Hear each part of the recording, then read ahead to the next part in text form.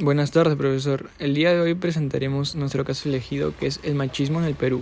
Empecemos. En el Perú ocurrió un caso de violencia de género hacia la señorita Arlet Contreras por parte de su expareja Adriano Pozos.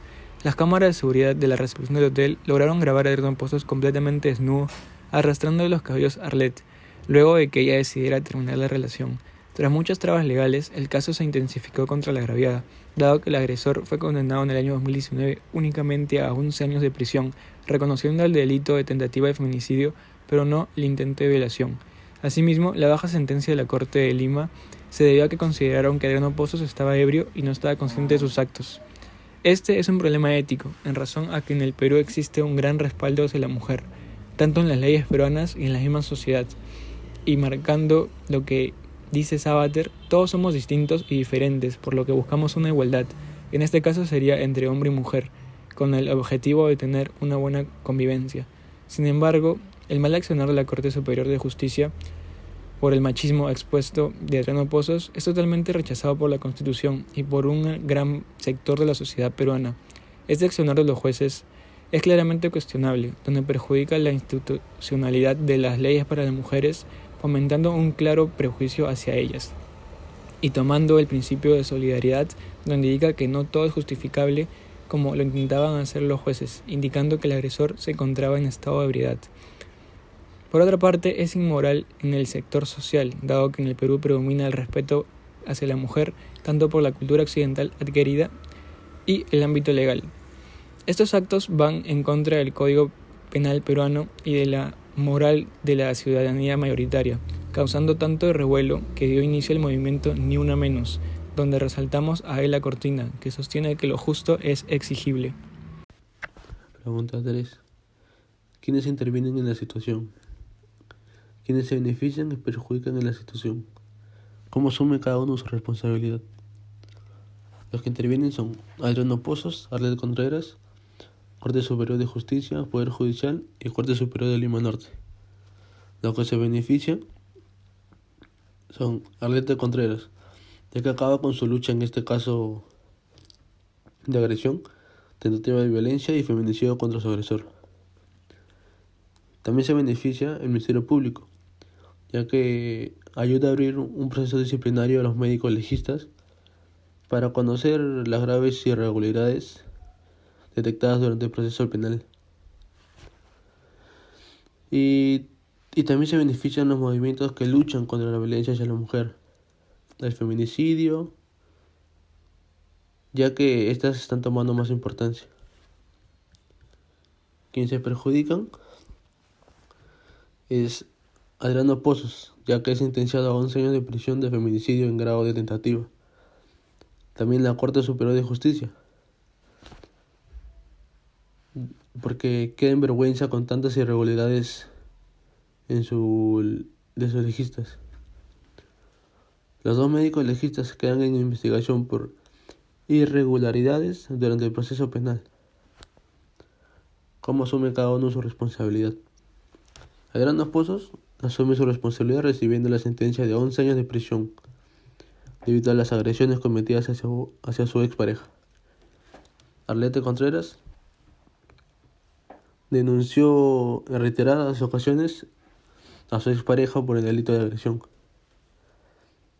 El Poder Judicial dispuso la investigación respectiva para determinar responsabilidades y esclarecer los hechos sobre las presuntas irregularidades que se habrán cometido en el caso de Arlet Contreras. Y por último, la Corte Superior de Lima Norte informó que emitió el fallo de la apelación de la sentencia contra Adriano Pozos. Pregunta 4. Escribe aquí una definición de ciudadanía vista en clase y en el material del curso. Indique el autor y el lugar de la publicación de la fuente. La ciudadanía democrática es la forma de la organización social de los iguales, frente a las antiguas sociedades tribales formadas por idénticos, y las sociedades jerárquicas que ponen desigualdades entre los miembros de la comunidad. El autor es Fernando Sabater, en su Diccionario del Ciudadano sin miedo al saber, y el lugar de publicación fue en Barcelona, España. Buenas tardes, mi nombre es Carlos Felipe Zapate. Voy a explicar 2 derechos y 2 deberes respecto al caso. En los derechos, en la Carta Magna, el artículo 2, inciso 2, afirma de que la ley reconoce a la mujer derechos no menores que el varón. En el artículo 2, inciso 24, estipula que nadie debe ser víctima de violencia moral, física, ni sometido a tortura o tratos inhumanos. En los deberes, observamos el artículo 38, que estipula de que todos los peruanos tienen el deber de honrar al Perú y de proteger los intereses nacionales, así como de respetar, cumplir y defender la Constitución. Artículo 44. Son deberes primordiales del Estado defender la soberanía nacional, garantizar la plena vigencia de los derechos humanos, proteger a la población de las amenazas contra su seguridad. En este caso, ni los derechos ni los deberes se cumplieron, ya que tanto respecto a los derechos, en el caso Adriano Pozos maltrató física y psicológicamente a Ana Estrada, violando los derechos electos del artículo 2, inciso 2 y el artículo 2, inciso 24. Y respecto a los deberes, el Estado, en este caso la Corte Superior de Justicia de Lima Norte, no respetó la Constitución, dado que se evidenciaron diferentes malversaciones, diferentes actos irregulares que dieron a favor, entre comillas, el fallo a Ana Estrada, en realidad perjudicándola a solamente 11 años de pena privativa a Adriano Pozos, lo cual esto genera que no haya cumplido la Constitución y tampoco defender a la población. Respecto a esto podemos ver la perspectiva de Fernando Savater, que afirma de que las personas tenemos que ser iguales tanto en deberes y derechos, porque no podemos ser iguales en coeficiente intelectual, en pensamientos, en ideologías. Sin embargo, sí podemos ser iguales en deberes y derechos. Respecto al pluralismo, no se respetó en un momento en este caso. Todo lo contrario, el condenable accionar de Adriano Pozos hacia Ana Estrada ejemplifica el abuso y la violencia contra la mujer. Asimismo, no existió un diálogo conciliador entre el agresor y la víctima, ya que Adriano Pozos, inclusive, tuvo la dicha de amenazarla en el proceso judicial a Ana Estrada, dañándola aún más psicológicamente. Además, la jurisprudencia de los jueces respecto a este caso, al indicar la pena mínima de 11 años de prisión privativa a Adriano Pozos por estar supuestamente ebrio, representa una clara actitud machista y cuestionable en el Código Penal peruano e inclusive en todo el Poder Judicial, ya que no se pueden disponer a estipular una resolución judicial tan pésima para la sociedad peruana. En este caso, representa la agresión contra la mujer, en donde se evidencia un claro ejemplo de intolerancia y de atropello de los derechos humanos en la Constitución Política del Perú y en toda la sociedad, ya que Adela Cortina afirma de que la moral depende del contexto local, en este caso, Perú. En el caso, no hubo respeto por parte del agresor, que en este caso sería Adriano Pozos, sino todo lo contrario. Hubieron agresiones tanto físicas como verbales. De no haber sucedido dichos acontecimientos, todo habría sido muy diferente. Por ejemplo, al agresor no se le hubiera estipulado una sentencia de 11 años de prisión por el delito de tentativa de feminicidio. Y por parte de la víctima, no hubiera tenido que necesitar asistencia legal para el proceso judicial y así lograr hacer justicia.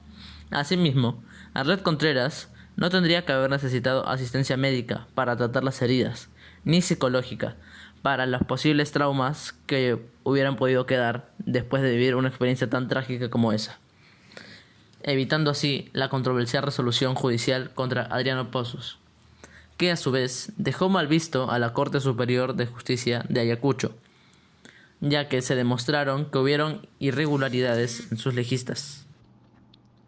Pregunta 8. ¿Se puede apreciar algún gesto de solidaridad en los protagonistas del caso? De acuerdo con lo aprendido en clase, fundamenten su respuesta y expliquen su influencia en el desarrollo de los acontecimientos. Bueno, en esa pregunta no hubo ningún gesto de solidaridad de parte del agresor ni de las autoridades encargadas de mediar el caso de Arlet Contreras, los cuales minimizaron en todo momento los hechos por los que tuvo que pasar. Esto obligó a la víctima a apelar múltiples veces la sentencia de los jueces. Estas sentencias tampoco empáticas y el intento de justificar las acciones del agresor indignaron la moral de la sociedad peruana, que se convocó a la primera marcha, ni una menos.